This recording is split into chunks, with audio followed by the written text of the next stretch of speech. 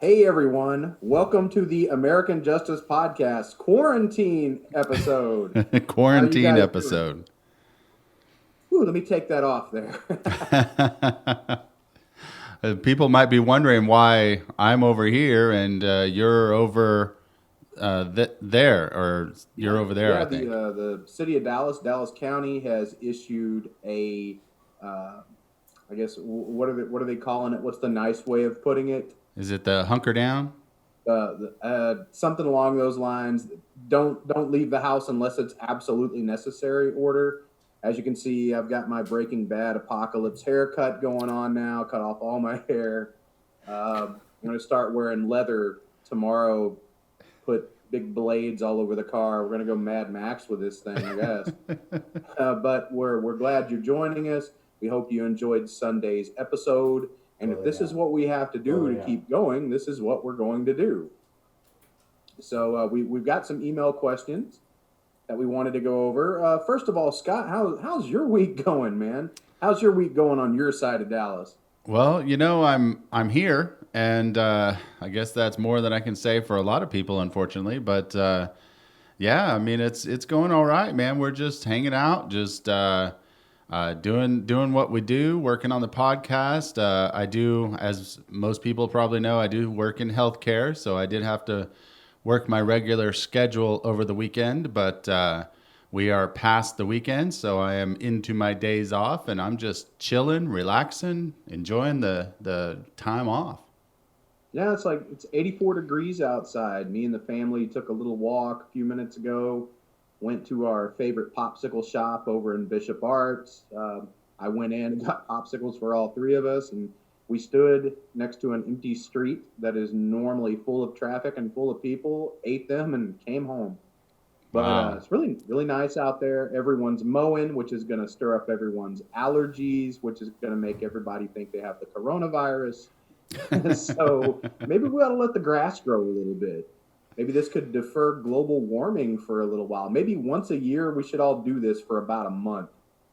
Yeah, we'll just like every June or something, we'll just call it June staycation and nobody leaves.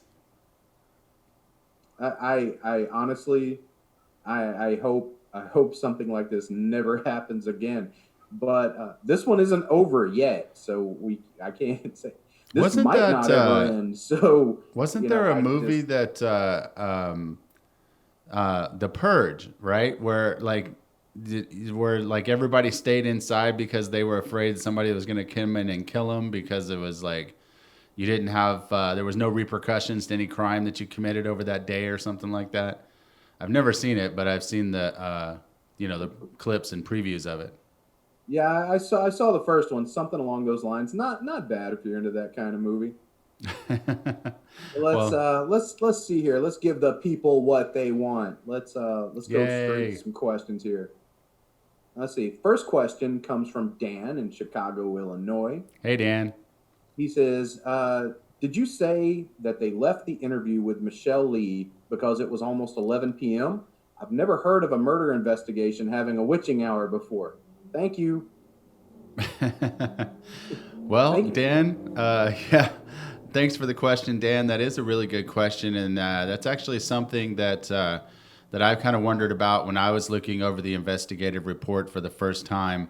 It does seem kind of weird that as we said in the episode, you've got a witness that's coming forward saying that she has a missing gun. That by this time you've already formulated a possible or probable suspect, and she comes in and says not only is this gun missing, but the person that you're looking at is had access to this missing gun. But yeah, at 11 o'clock at night, they decided it was too late, and they just wrapped it up until when they could get back and record the interview, and I guess have a earlier hour. Luckily, she did come back and she did do an interview on camera, but you never know in those types of situations. I mean, what would have happened if the person that actually did commit the crime found out that she had been at the police station and then, took care of her too, or threatened her, and she never showed back up. And now all of a sudden she doesn't want to talk. So it is one of those things that is kind of, it kind of just makes you wonder about some of the investigation that went on. But as you'll see in other episodes, there's a lot of things about this investigation that make you kind of wonder. But yeah, that was definitely something that stood out to me when I first read through the investigative report. All right, Dan from Chicago, thank you for your question. Thank you, Dan. Let's see, question number 2 here. Why were the text messages you played between Mike and Brandon such a big deal? Typical teenage banter to me. Joanne from Odessa, Texas. Joanne from right here in Texas. Thank you, Joanne, for the question. We appreciate that. One of the things that, even though we're in a format of a podcast and we can take as much time as we want to explore certain aspects of the case, we're still, kind of on a time restraint. I don't think anybody wants to sit here and listen to 137 episodes. So the text messages is one of those things that we just kind of put out there for people to kind of make their own conclusions. Personally, my interpretation of it is, this happened just a couple weeks before the murders. And, Brandon and Mike had, for about the last half of their senior year, they were in competitions together, and there was a lot of animosity and stuff that was happening, even though they were really good friends before that time. When Brandon got into showing animals and started competing against Mike and then started winning, they completely changed their relationship. And in addition to that, Brandon started realizing that he was no longer the shit kicker that he had grown up to be and everyone was used to, that he started realizing that he had some other aspirations about going out clubbing and hanging out with his other friends. So that those two things combined, and also not to mention that Dennis actually told Brandon, and this is confirmed by several different family members, but told Brandon not to hang around Mike anymore. So he started distancing himself for that reason as well. So I think Mike just kind of started taking that as a blow to his psyche, like, oh, well, you're not going to hang around me. Well, I'll show you. And these text messages had come in right at the beginning of their freshman year in college. And they hadn't really seen each other or talked to each other or anything like that for the whole summer. Like once they both got out of high school and Brandon was spending a lot of time in Dallas and, they just didn't see each other as much. So it's very interesting that 2 weeks before these murders, Mike out of nowhere text messages Brandon and says, hey, I know you're gay. We know you're gay. We know what we need to know. And, this is Mike Etherington, by the way. Remember that name. You'll need it someday. I mean, it was just very ominous, weird, decoded messages that just came out of nowhere. And it was just, if anything, it was a weird way to reestablish a relationship if you're trying to be friends with him. Obviously, the text messages didn't come across that he was trying to be friends with him. But the question then is, well, if you're not trying to be friends with him, what are you doing? Are you just trying to harass him? Or are you just trying to, what's the point of these text messages? And then, of course, 2 weeks later, his parents end up getting murdered. So it was just the timing and kind of the tone of the text messages that really just kind of were very suspicious. I'll put it that way. All right, Joanne from Odessa, keep those questions coming. Thank you for listening. Let's see. Do we want to go to our sponsor before we tackle these last two questions? Yeah, let's go to the sponsor and see what they have to say. All right, we'll be right back. It's vacation planning season. You know what that means. Countless hours of planning, internet searching, and price comparing for your next trip. Don't you want to know if you're getting the best deal for your hard-earned cash? Now you can take the stress away and let an experienced certified travel agent do all the work for you. After all, time is money, and you shouldn't waste either. Call Tiffany Elvington of ET Family Travel at 903-408-7230 or email tiffanie.elvington@gmail.com. Tiffany's services are always 100% free to you. Now, if you mention you heard about her on the American Justice podcast, you will receive a free gift when your trip is booked and paid. Stop stressing over something that's supposed to relax you and call Tiffany. You won't regret it. Again, Tiffany's phone number is 903-408-7230, and her email is tiffanie.elvington@gmail.com. Also, even if you don't really know where you want to go, Tiffany can help you decide. She has real-world experience with all of the best destinations. Call or email her today. Hey everyone, welcome back to the American Justice Podcast Q&A episode, Quarantine Edition. Quarantine edition. In North Oak Cliff and Bishop Arts, and Scott over there on the other side of Dallas. On the north side. Yeah, not shouting distance. So we're doing this through the magic of technology just to keep this baby rolling. Yes. So let's go on with another question here. This is coming from Ben in McKinney, Texas. Your side of McKinney, right down the street. What's going on, Ben? Yeah, he could have just walked over and asked you. I know, he could have. Hey, you know what? There's a knock at the door. I wonder if that's him. Could have been Ben. What's up, Ben? Let's see. Okay. Why did Mike come in and say something to investigators that he didn't know was completely true? I don't remember much about MySpace. Couldn't they just look for themselves? Yes, Ben. Wow, that's a really good question. It just depends on what kind of motivations you want to think that Mike has. If you feel like he has no kind of motivation at all and he's just coming in an altruistic, wanting to help kind of way, then you would just assume that it's like, okay, I heard this and this is what I heard that he said on his MySpace. You might want to check it out. It might be something to look into. But the problem with that is, as you'll see in future episodes, Mike actually did not say, hey, this was something that I heard, or this is something that someone told me they saw. He presented it to the Rangers as, look, Brandon put this on his MySpace, and this is what it said. He said he hated his fucking parents and he wanted them to fucking die. You know, if you hear something like that, you're, as an investigator, the hair in the back of your neck's going to stand up, right? I mean, that's something that, all of a sudden someone's parents are dead, and here's the son saying, wow, he wishes they were dead. So that made him really kind of stand up and take notice.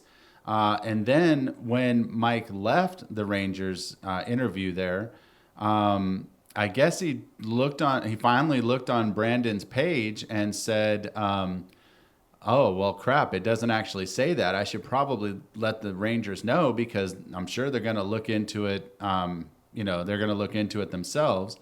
So he calls back, and instead of telling them, hey, you know what, guys? I know I said I saw that, but I actually didn't see it, and I just checked right now, and it doesn't say that at all. So I'm not 100% sure if it ever said that, but you might want to take a look at it. Maybe you can subpoena MySpace records or something like that. Instead, he calls back and he says, hey, guys, just giving you a heads up, Brandon's MySpace has been changed. He's not calling back saying, well, someone told me it had been changed or anything like that. Like, he called back and said, as a matter of fact, I know that it's been changed, and you might, you got to look into it. And when we get into the recorded interview with Mike and Ranger Collins, we'll see this come back up, because Ranger Collins actually uses this information that Mike's giving him on Friday to draft an arrest warrant for Brandon on Sunday. So Ranger Collins gets pretty upset that Mike presented this information as fact instead of, hey, I heard from someone that heard from someone that heard from someone, you know. So that's kind of the reason that, I mean, and again, it's one of those things where maybe if you believe in that Mike was not, didn't have any ulterior motives, then maybe you just believe that he misspoke, that he meant to say that he never actually heard it or actually saw it himself, and he just heard it from somebody, but he actually kind of accidentally said it the wrong way. It just depends on your interpretation of his motives, why he's there. So we'll get into that a lot more in future episodes when we talk about that blow up that Ranger Collins has with Mike. Oh, I love listening to that. It gets better every single time I hear it. It's pretty interesting. I've seen a lot of police interviews and interrogations, and you know, cops are taught to keep their cool during those interviews, because if you do get upset and you start yelling or whatever, that's just going to put the person that you're talking to on the defensive. But man, he really loses his cool. I mean, you're right. It's kind of fun to watch. Yeah, I rank it right up there when Yosemite Sam used to get pissed off at Bugs Bunny. You know, he's, ooh, rassin', frassin', rattle, rassin', frassin', like rabbit. steam comes out of his ears, and yeah, it's pretty good. I can't wait for the world to hear that. Maybe I should, when I do the documentary, I'll put steam coming out of Ranger Collins's ears. That would be great. That would be awesome. All right. This last question comes from Miranda in Costa Mesa, California. Yay. Oh, I love Costa Mesa. Hope everyone out there in California, yay, is doing good right now. It's tough. It's tough all over, but it was tough in California first. Oh yeah. So, okay. Miranda asks, Kathy said Brandon's relationship with his parents was good. Was there something said that made the investigators think he didn't? Or, well, that's what she says, but I understand what she's saying. Was there something that made the investigators think that he actually didn't have a good relationship with his parents? Oh, yeah. It's hard to say, because all of the information that they got from everyone except for the shit kickers was Brandon had a great relationship with his parents. His Aunt Kathy said so. His Aunt Linda said so. In her first interview, Charla even said so. You know, they talked to his grandmother. They talked to so many different people that knew Brandon and knew his parents. And every single one of them said, yeah, Brandon had an awesome relationship with his parents.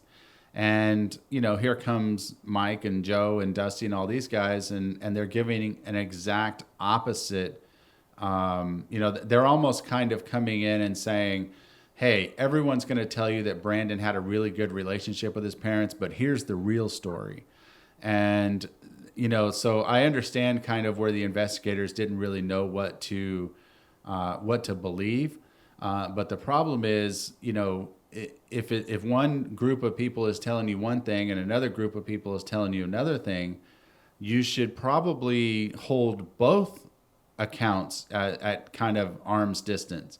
But instead, they totally disregarded what the family had to say, and they totally embraced what Mike and the other shit kickers had to say. So that was kind of the problem. And so as far as the family members, no, there was not one person in that family that said that Brandon had any kind of hatred or any kind of animosity towards his parents. In fact, it was exactly the opposite. And also, one of the other things that's interesting about this interview with Kathy is, you know, one of the prosecutor's theories was that Brandon told his parents that he was gay, and there was a big, huge fight, and Brandon pulled out a gun and a knife or a sword and shot and stabbed him to death because of this argument. But Kathy, in this early interview, I mean, this is only 3 or 4 days after or maybe 5 days after the bodies are found, very early interview, she's telling him, yeah, my brother, Dennis, knew that Brandon was gay. And so, it's just like, it just like they seem to just not give any credibility to what the family was telling them. And unfortunately, that's kind of the major reason that Brandon ended up getting arrested, because they just didn't listen to what the family had to say. Yeah, I guess sometimes it's so much easier to go with speculation for a good old-fashioned slam dunk conviction. It's sad that it works that way.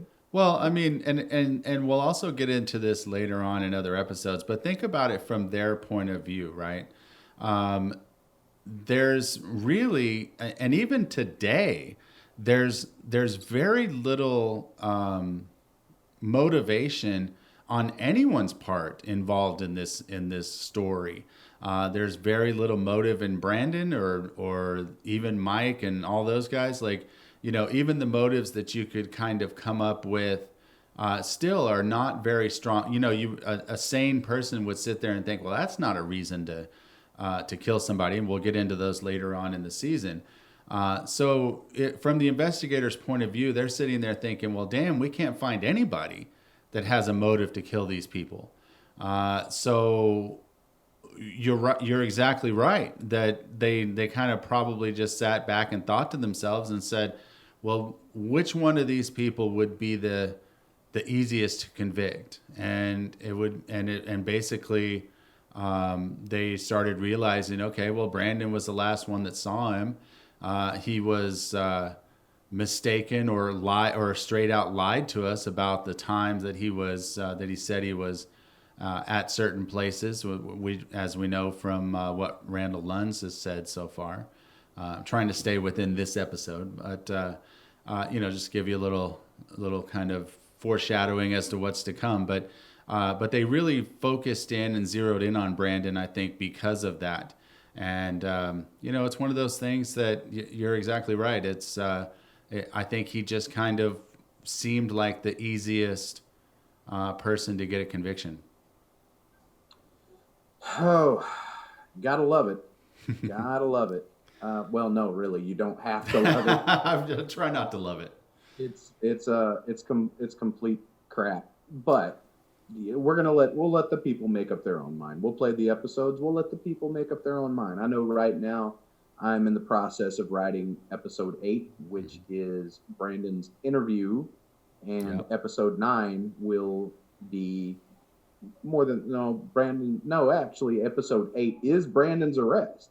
The next episode that's coming up is episode 4, right? That is correct. This Sunday will be episode 4. And what is episode 4 about? Episode 4 is going to be talking all about the sister Charla. And the reason that we do that is because right before we get into, we're in the middle of these interviews that happened on the Sunday before Brandon was arrested.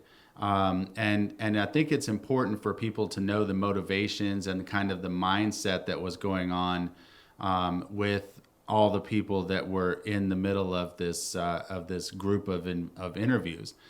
So we're going to talk about Charla's kind of her past, her psychiatric past, her medical past, just because we want to set up, kind of why she's saying the things that she's saying. But that'll be, and then we'll start to get into Charla's interview. That'll be the first part of, or the last part of this episode, and then probably the first part of the next episode. Okay. All right. Well, everybody tune in Sunday for episode 4 of the American Justice Podcast. Thank you for listening so far. Thank you for your questions and being a part of the live Q&A. That last question was from Miranda in Costa Mesa, California. You guys be safe out there. As a matter of fact, everybody be safe. If you're in one of these areas right now where it's shelter in place, please, for the sake of our elderly people and the people who have pre-existing health conditions, do what the government says for right now. And our healthcare workers. your local government. You can defy the federal government all you want, but your local government, they're putting these in place for a reason, even though some of the reasons might seem a little asinine right now.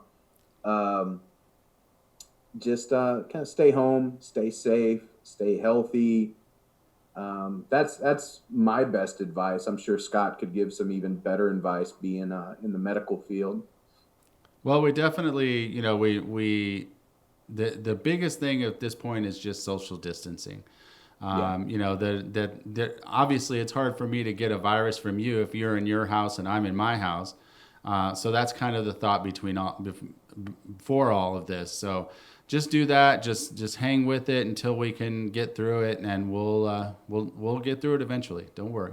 Yeah, there's a lot of really good things that are like streaming for free right now. I saw where CBS All Access is letting you stream the Picard series for free now. That series is amazing. I'm not even a huge Trekkie, and that series is amazing. I've also just started Battlestar Galactica. My wife got me watching the 2005 series Battlestar Galactica. It's 15 years old. I've never watched it, and I got her watching The Walking Dead, but she says it gives her anxiety. I'm glad that we're doing this to help with the non-spreading of the COVID-19. But I miss you, buddy. I miss sitting next to you. Yeah, I miss the banter, the feeding off each other thing. I think it's really difficult to do from like 15 miles away from each other. Right. Well, but hopefully people will. Maybe, I mean, who knows? Maybe people like this and they don't like the banter as much. Maybe people should comment below to tell us which do you like better. Do you like the episodes that go a little bit longer and have a little more banter? Or do you like just kind of getting into the questions and getting done with it? And do you miss my hair? And should I wear a hat from now on? I mean, I wear a hat because you have more hair than I do, but I wear a hat because, I'm... well, I mean, my bangs were down past my chin. And I don't know. I got a Sam cut her hair the other day, and I'm like, well, if you cut your hair, I'm cutting my hair, and I went all the way down to the scalp, baby. I'm an extremist. I like it, man. I think it looks good. Yeah, I'm hearing that. I kind of got that whole. I never watched Breaking Bad, but I hear I've got this Breaking Bad thing going on now. Do you feel? They say. Have you ever heard of like phantom pain? Where like somebody will have an arm amputated and they still have itching and like they feel like their hand is itching or whatever. Do you still have that urge to like, push your hair back and get it out of your eyes? I wore my hair like this for a large chunk of my life being in the military. Ah, yes. And, for a long time afterward, there was someone in my life who didn't like me having short hair, so I grew it out. Hell, at one time, the back of my hair was almost to my waist. I had it really, really long. Oh, wow. Then I've cut a little more over the years, cut up. And now it's all gone again. I've come full circle from 20 years ago. Well, it looks good. I think that especially since we're coming up here in the summer and you don't want those coronaviruses hanging on to the ends of your hair. Yeah. Coronavirus is like the new lice. It's just going to hang on to your hair. It's just going to flip it all over the place. Oh, my goodness. Okay. Guys, thank you very much for putting up with us. I hope you like the answers to your questions. Please ask more questions. I'm your co-host, C. Derick Miller. I can be found at cderickmiller.com. If you're bored, I got books for sale, Kindle. Hey, Amazon is not shipping books anymore. Amazon is not shipping books. I heard you say that. Is that a temporary thing, or are they just period not doing books? It all depends on if this virus is a temporary thing. They're shipping only essential products right now. Wow. So if you want to read new books, you have to do the Kindle thing, which I was a holdout on Kindle for a very long time, being an author, because I'm just, I love the feel of a book and I love the smell of a book and blah, blah, blah, blah, blah, blah, blah, the things that readers say. Kindles aren't very expensive, but if you can't get out and buy a Kindle, There is a Kindle app for phones, tablets, and PC. It is absolutely free. It works the exact same way. I read all my books now on my laptop. When I leave the house, I use it on my phone, and it picks up where I left off on the PC. It's totally cool. And they're a lot cheaper. They're a lot easier. They take up less space. And many publishers right now are giving away their Kindle library to encourage people to stay home. Do you have, are your books on audiobook? I have one book on audiobook. It's a title that's no longer available, or will be re-available here very soon, called The Taste of Home. It's a werewolf novel, and it is actually available on audiobook. I listened to it one time all the way through. I was driving from El Paso to Dallas, Texas. I listened to the whole thing all the way through, and I will never do that again, because there's nothing like hearing something that you wrote, somebody reading out loud something that you wrote, and it just makes you realize that you need to edit more. I always wanted to read an audiobook, so I'm going to read one of yours and make it an audiobook version. Yeah, it's you want to like narrate. Yes, I want to be a narrator. I'm sure there are publishers out there that are actually looking for narrators for audiobooks. I know a lot of indie publishers are always looking for narrators to read audiobooks. That sounds fun to me. I know when I did mine, and granted this was almost 5 years ago, when I did mine, we actually held auditions and hired somebody to read it. So. Oh, wow. Yeah, that's pretty cool. That's a thing. That happens. Yeah. I want to do it. Yeah, you should really look into that. But yeah, as an author, it's really hard to hear somebody read your work, because you're thinking, oh, I wish I wouldn't have used that word, or I used that word too much, or yeah, it's just bad. One of the so, most of the audiobooks that I've heard have usually been read by the author, but from what I understand, most of the time the author is not the one that reads it, right? No, there's a lot of I guess like Will Wheaton narrates a lot of books. Oh wow, that's cool. You know, a lot of there's a lot of Hollywood talent that's not like a Hollywood talent, but we should get George Takei to do yours. I would totally let him do that. If he would throw in like an oh my at the end of every chapter, that would be oh my. And then they murdered the woman with a knife. Oh my. Like that? That would be great. Okay, man. I wrote down the tagline this time so I can read it with you. So let's do it on the count of 3. 1, 2, 3. Stay aware, stay strong, and get involved. All right, perfect. Guys, Peace we'll out. see you next week. The American Justice Podcast is owned and copyrighted by Atua Productions, LLC. Your host is Scott Poggensee, and your writer is C. Derick Miller. The theme music for the American Justice Podcast has been created and composed by Josh DeRosa. Scripted and recorded episodes are published every Sunday morning, with follow-up Q&A episodes released on Fridays. Atua Productions aims for this to be an interactive podcast, where you, the audience, has a great amount of influence on the content of our shows. You can interact with us in several ways. First, and most preferred, is you can leave us a voicemail. Our phone number is 972-942-0444. Be sure to leave your name and the city you're calling from, along with whether or not we can use your voice on the air. If Facebook is more your style, you can log on to our Facebook page at facebook.com/American Justice Podcast. Feel free to leave a comment, or you can message us on Messenger if you have a more pressing question or issue. If you would like to blog about the show, then you can log on to AmericanJusticePodcast.com and tell us what you think there. You can find many of the documents discussed in this episode there as well. If you are a tweeter, you can also voice your opinion on Twitter at @AJusticePodcast. If you would like to support the show, you can do so in a couple different ways.